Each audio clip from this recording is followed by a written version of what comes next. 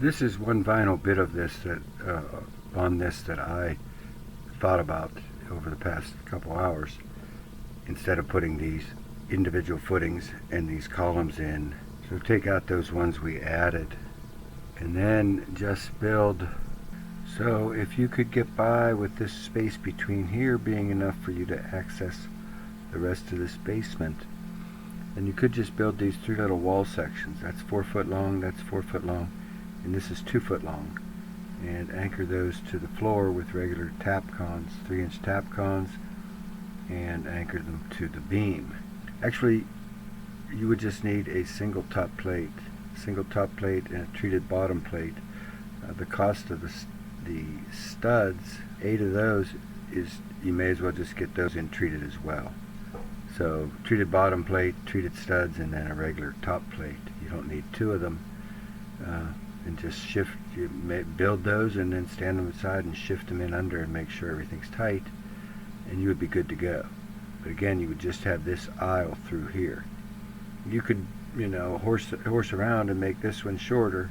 As long as you limit these spaces to about 40 inches, you can put these little wall sections in. And the cost comparison compared to putting those footings and columns in, I did something with that here. This is doing it the way I just described, with just these little short wall sections, and the total of those materials is around $85. You would only need actually one of these. So yeah, the total of that is about $80 with tax, and this other way was $250 with tax, not to mention the work involved. So I don't think you did it today, but if the engineer doesn't recommend something different and you want to do something easier and less expensive, this is one more method that I would definitely be remiss if I hadn't run it by you.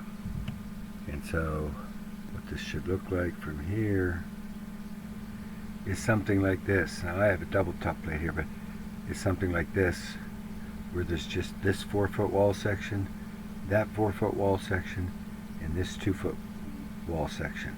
These plates don't have to be continuous at that bottom. They can just be a 4 foot plate here, and a 4 foot plate, 2 foot plate, and then single plates up top. So that's not a bad approach. If you lay this out right, even if you didn't, a person could manage, but this could be drywalled at any point in the future, which is why I said you may as well just make those studs